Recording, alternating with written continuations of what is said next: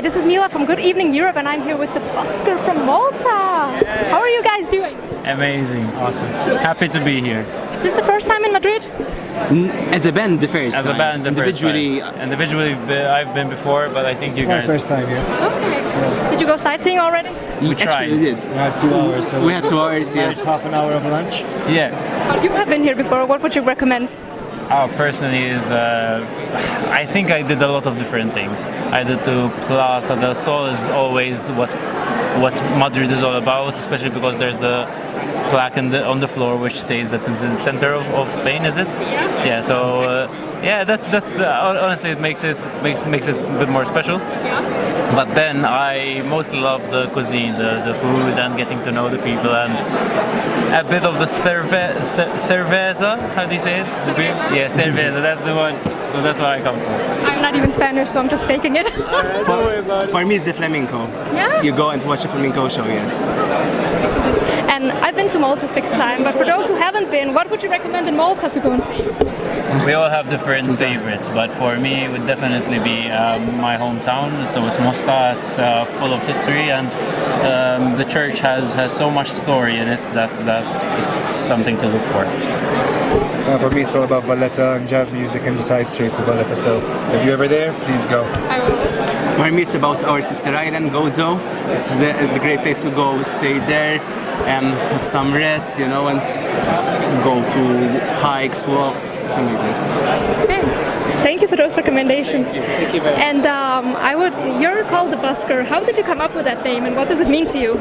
So the Busker was formed 10 years ago, and the name came from the simple fact that myself and a friend of mine used to busk in Malta, in the streets of Malta, and sort of we wanted to represent this person who's there playing music and make people happy, and sort of that was an ode to the Busker from us. And how did the idea with entering the Malta Song Contest come up?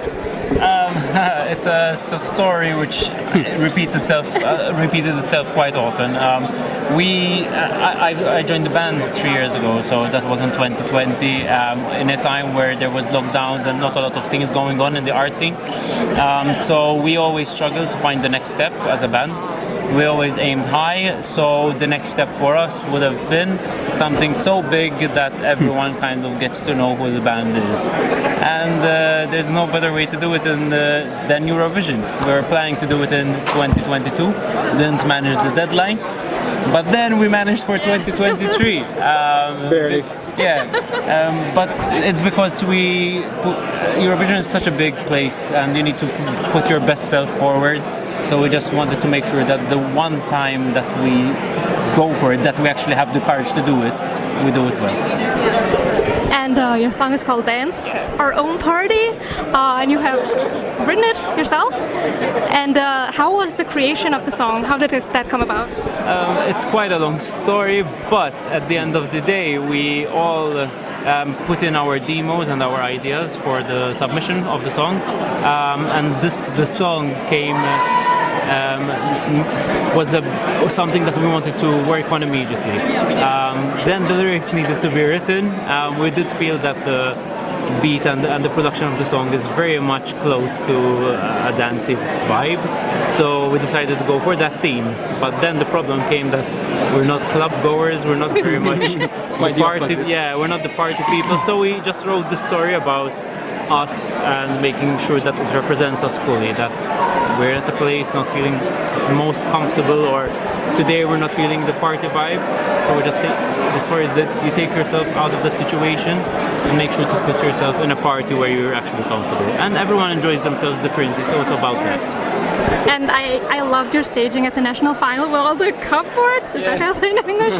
Are you gonna take them along for Eurovision, or make them more like Eurovision-like? We're going to be using the majority of what we had, which we liked, and which the people liked, we will be retaining. Yeah. But like anything else, there were things which we thought can be better, especially on a bigger stage like the one in Liverpool. Yeah. So that will be definitely adjusted to fit a larger stage and to make the performance plausible on a larger stage. The things we did really like, we're going to retain. The things which were slightly challenging or slightly not perfectly to our vision, we're going to tweak slightly to fit that larger stage. I'm very excited to see that. And you guys, Malta loves Eurovision, we know that. Have you watched Eurovision in the past, and do you have any favorite songs? Short answer is always. Always brings back memory from when we were young as well. It represents certain nostalgia for us, because we used to gather with our families and we used to watch it. It was a yearly appointment. So for us, now we're going to actually representing our country. Yeah. It's a huge honor. And if you just would mention some artists in general that inspire you, who would you pick? Artists in general, or we're referring to Eurovision artists? It could be a Eurovision artist, it could be anyone. Going with the theme, let's go with Eurovision artists for sure. You start? But local or foreign? Foreign, I think. Foreign. So for me personally, I have to say Maneskin. The reason being that they were sort of representing a genre that wasn't that much popular in the Eurovision world, and the fact that they did it their own way. It was super raw. The song was really great, and they managed to actually succeed in their own way. So even the fact that they had touring opportunities, after the Eurovision, and that's, I think, can be a very influential for all those musicians out there to consider Eurovision as a platform to make a career in music. Yeah, for me, it would be Duncan Lawrence, because back then there were definitely very good songs, but the songwriting of Arcade made it to the point where it won. So it gave me courage that it's about the song and nothing stops a good song. And for me, it's Daddy Freyr and the Iceland entries. Yeah, the fact that they're not really what the norm of what cool is, but in their own quirkiness and in their own style, they manage to show everyone that they can be cool as well. And apart from that, the song is just sick, So, yeah. Very good choices, I love it. And what does the future hold for the Busker besides Eurovision? Hopefully a lot more. At the moment, we definitely are focusing 100% on the opportunity at hand. It's so big that we just want to make sure to give it the full focus.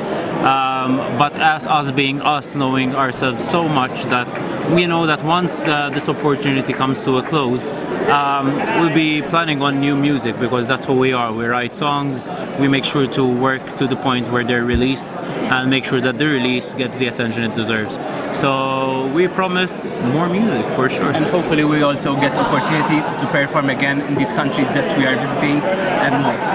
I'm from Denmark, so I hope one day you will come to Denmark and perform. We have a lot of Your great... entries. Yeah, thank you. Yeah, he's right behind us. Yeah, thank you. And in the end, do you have a message for the readers of Good Evening Europe and your fans? For sure, first and foremost, well done for supporting Eurovision. Make sure to subscribe to this channel, make sure to follow their amazing work. We are the Busker.